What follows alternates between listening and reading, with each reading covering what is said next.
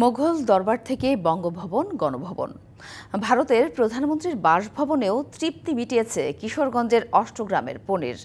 অলওয়েদের সড়ক নির্মাণের পর তা বিদেশে রপ্তানির সুযোগ হয়েছে। এই পনির দেশের গণ্ডি পেরিয়ে এখন বিদেশে রপ্তানি হচ্ছে।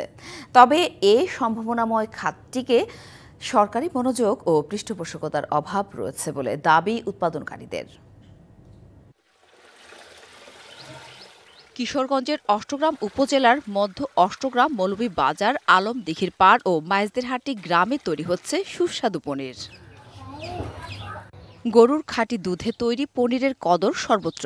এর সুনাম অনলাইনেও ছড়িয়ে পড়ছে বিশ্বময়। 4 গ্রামের 12 থেকে 15টি পরিবার বংশ পরম্পরায় পনির তৈরি ও বাজারজাত করে আসছে। লিলি হালাল বিউটি সোপ, বিএসটিআই কর্তৃক সনদপ্রাপ্ত দেশের প্রথম হালাল বিউটি সোপ। দীপ্তিময় উজ্জ্বল ত্বকের জন্য 1 ঘন্টা পর দেখা লাগবে যে পনিরটা ঠিক আছে, তারপরে যে আমরা লবণ ঢুকাই। দাদা আমরা এটা দই খায় বাচ্চাকির মতো চলতালে এটা যথেষ্ট।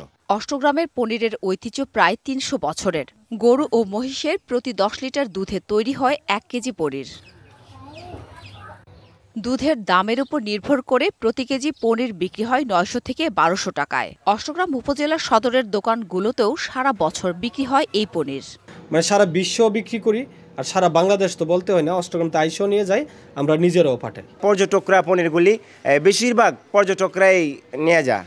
সরকারি মনোযোগ ও পৃষ্ঠপোষকতার অভাবে পনিরের কারিগরের সংখ্যা কমছে।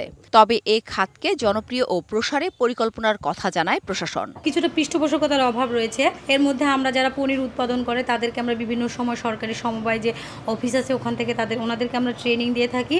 এছাড়া আমরা একটা ব্র্যান্ডিং জায়গা প্রকল্পের আওতায় আমরা সেল সেন্টার করব। হাওড়ে নির্মিত অলওয়েদার সড়কে আগত বিদেশি পর্যটকদের হাত ধরে বিদেশেও পনির রপ্তানির ব্যাপক সম্ভাবনা তৈরি হয়েছে বলে মনে করেন সংশ্লিষ্টরা। DBC news desk.